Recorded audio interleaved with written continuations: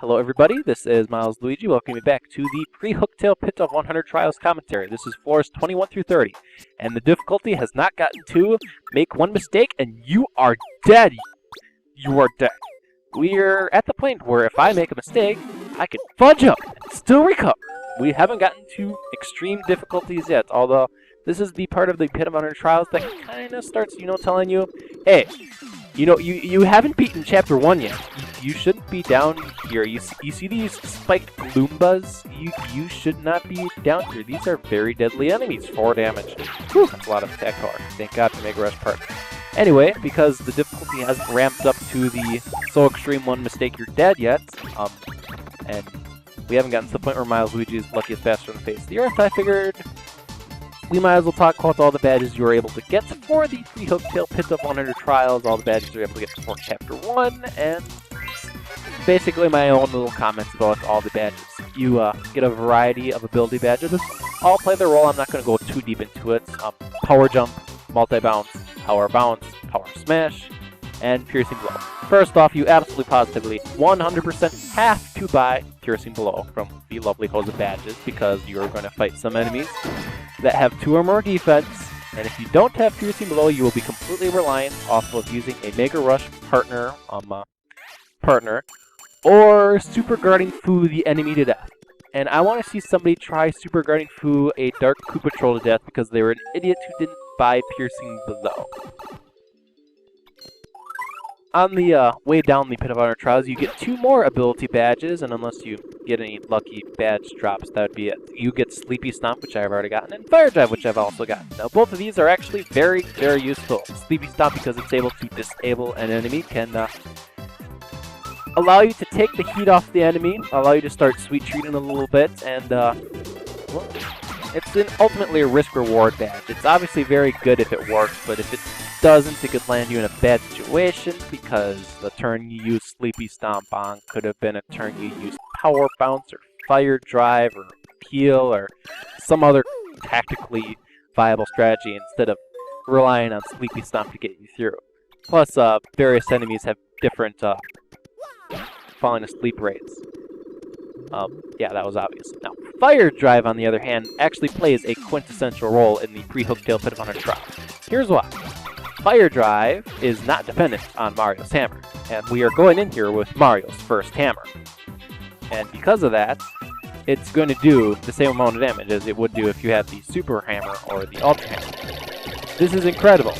Fire Drive is an attack that does 5 damage to the front enemy and continues down the line of enemies that is on the ground or hovering, and pierces defense, and sets the enemy on fire. It's basically almost like Fiery Jinx, and you don't even have Vivian yet. It's phenomenal. It's going to play an absolutely essential role when we start to run into the Wizard family of enemies, where Fire Drive is almost necessary to defeat them. Because the last thing you want to be doing is Piercing Blow a Elite Wizard, a set of 5 Elite Wizards to death. Piercing Blow, oh my god. How many Super Guards do we need here? 80? Oh my gosh, I should have equipped Fire Drive. Anyway.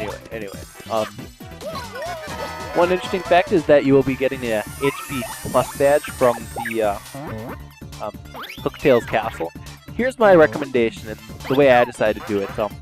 Put on the HP Plus when you can, but once you get to 490, and you'll see me do this, take off HP Plus.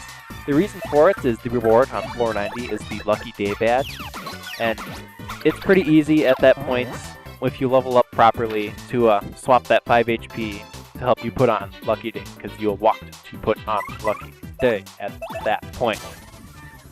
Along with Mega Rush Partner, you have various other danger-related badges that you're able to get. You're able to get 1 Last Stand, 2 Last Stand Partners, and a Close Call.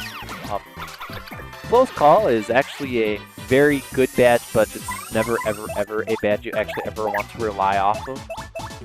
But if you combine Close Call with Last Stand, you can be a stubborn force to not be killed. The only problem, though, is as you get later on in the Pit of 100 Trials, the enemy starts to get attack powers high enough where you can only survive reasonably 1 or 2 more attacks, and all of a sudden the last stand didn't actually save you and the close call didn't kick in, and now you're dead. Way to try to rely off of danger badges, and it just simply didn't work off. By the way, I'm an idiot for leaving that Lakitu there. I should have killed him instead of tattling. That was really stupid. I'm sorry. Alright. Anyway. Where was I? Let's see here. You will, in the Pit of Under Trials, get both Double Dip and Double Dip Partner. Both of them functionally serve approximately the same role. The biggest thing I'm going to tell you about this is, in certain situations, Elite Wizard with Stopwatch in the back, Double Dip could make or break whether or not you'll be able to kill the enemy in question. I'm never somebody who really uses both Double Dip or Double Dip Partner, but keep it in mind in case you have like a couple of Thunder Rages and Power Blocks and you run into the set of 5 Elite Wizards with the one Stopwatch in the back, and maybe wearing Double Dip and Double Dip Partner will actually allow you to get through that battle. Yay. Luck badges. You're able to get 2 pretty luckies, and as I mentioned, you'll get Lucky Day on floor 90 of the Pit of Under Trials. Given that it's your only way to get any sort of defense, they are highly recommended by me. Ultimately, it is luck, so you know, fate could blow you a bad wind, they could end up doing nothing for you, but it's a chance I'd be willing to take because I'm the luckiest bastard on the face of the earth. Alright. Now you can, well, Happy Hearts is just a badge you normally get in the Petal Meadows, and Happy Floor is a badge you can buy. Both of these are passive badges that cause you to slowly and automatically restore HP. Some battles in the Pre-Hooktail Pit of Under Trials just slog on so frickin' long that Happy Heart and Happy Floor could actually add up to something in the long run. I'm never a big fan of just putting on a single Happy Heart and Happy Flower because just a single one I personally think goes way too slow, but sometimes that one additional HP or FP that happened to kick in will make a difference. Now, various other rewards we get in the Pre-Hooktail Pit of Under Trials include Pity Flower, which probably shouldn't be used. There will be an exception made for Bone Tail, where I end up putting on Pity Flower because I had no other badge to put on, but otherwise, you're trying to keep Mario from taking as much damage as possible. You probably shouldn't have Pity Flower. I didn't bring in FP Drain. I want somebody to write an essay on an objectively good use of FP Drain in the Pre-Hooktail Pit of Under Trials, because I couldn't think of it. You can't afford the 1- attack for 1 FP regeneration that FP Drain gets you. Pretty soon, we'll be getting the Zap Tap badge on floor 30 of the Pit of Under Trials, and this is a wonderful badge because it will allow you in certain circumstances to be in absolutely no harm. Your partner's dead, and you're against 5 Swampires. They all have 20 HP, but you are wearing Zap Tap. Just sit back and relax, heal all your stats, and yeah, Zap Tap is wonderful. 3 badge points for a guaranteed win. That is wonderful. Now, I'd like to take a moment before I finish up with these badges, because I'm almost done with my list here, to talk about what happened here. This Gloomba here had a HP plus partner. Now, of course, it being an HP plus partner, it didn't really make any difference in the long run, because on an enemy, partner badges basically means it's still on the enemy, but if you steal it, it's a partner badge. This means she had 10 HP, or 12 HP, and yeah, obvious fact. Anyway, I decided to see if I could reasonably take out this single spiked Gloomba without resorting to my Mega Rush partner coups, but I eventually say, screw it, I might as well do this. This allows me to show off something very interesting. The experience I get off this battle actually ends up in a level up, which unfortunately, if you aren't careful, level ups can cause your Mega Rush partner to be eradicated. Oh no, Hoops now is full HP and now isn't doing 7 damage to every enemy on the brink of his life. I also got HP plus partner, which I won't be using in the Pre-Hooktail run. Someone give me an objectively good use of HP plus partner in the Pre-Hooktail Pit of Under Trials. Write an essay in the comment section below. I don't actually expect you to write an essay. Anyway, so I figured I might as well show this off early because it's really easy for me to show this off early, and I'm bound to end up having to show it off later.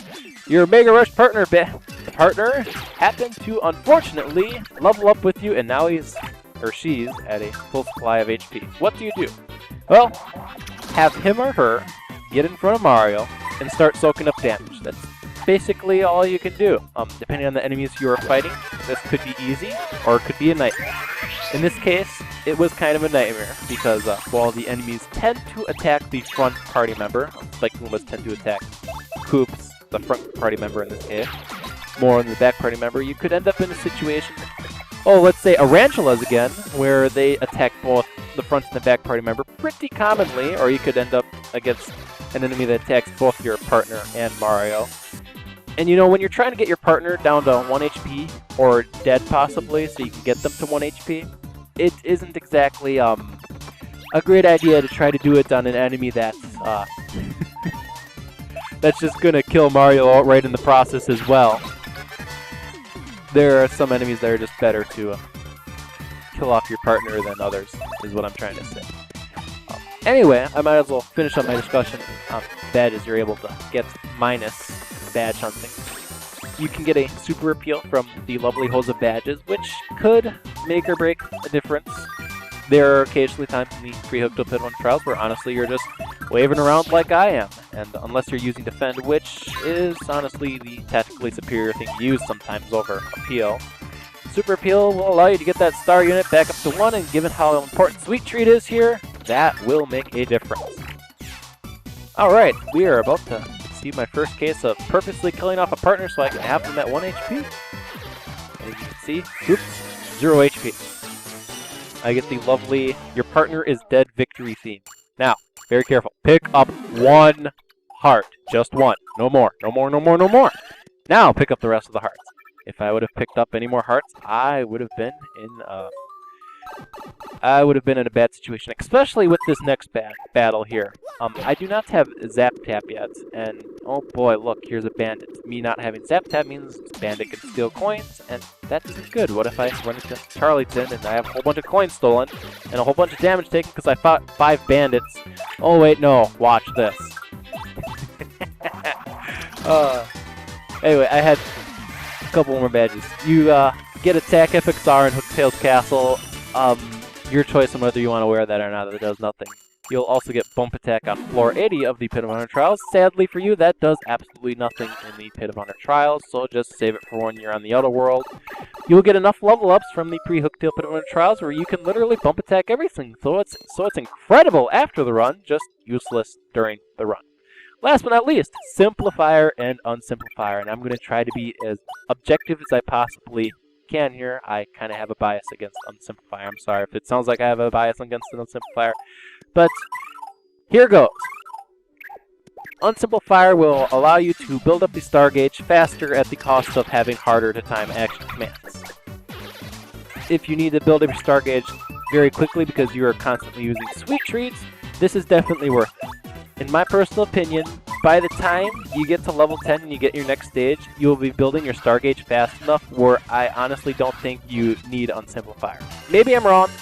Matter of fact, you'll see me wearing Simplifier later on for the sake of easier super guards, and I'm actually going to tell you that Simplifier did ultimately hurt me in a couple of situations because the star gauge wasn't being built as fast as it could have been. So conversely, on the other hand, I just kind of told you the con of Simplifier. But the big pro here, given that super guards are a necessity at certain points in the Pre-Hooktail Pit of Honor Trials, I definitely consider Simplifier a badge to wear in situations where the super guarding is necessary.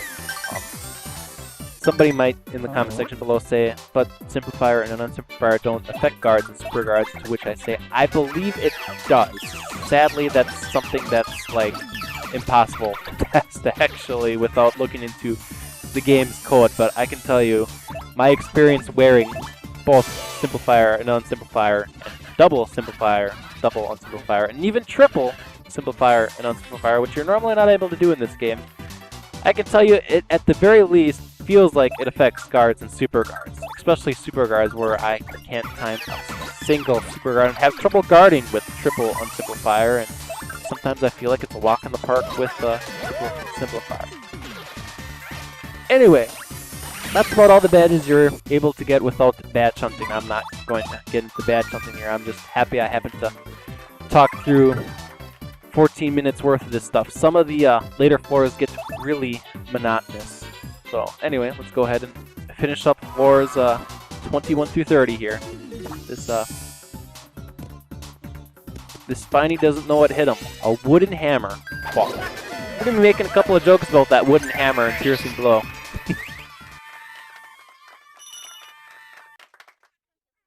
Alright, was that floor 28 or was it 29? I guess that was 28, so 29. Okay, I guess battle strategy time. Bombs! You do not have to kill them outright. You just have to attack them once, and then you just have to finish them off, preferably with Mario's hammer or Koops, in my case. I just want to have Koops finish off the Spike Goomba here right away, so I don't even have to bother with it. And then go ahead and finish off with the bomb with Goombella and Mario.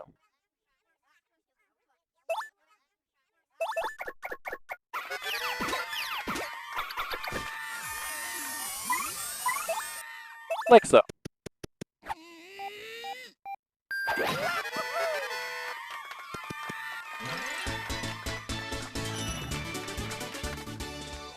Okay.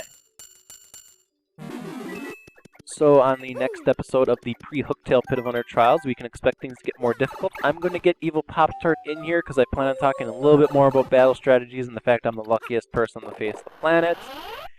And Zap Tap is just a phenomenal badge. Alright, see you next time.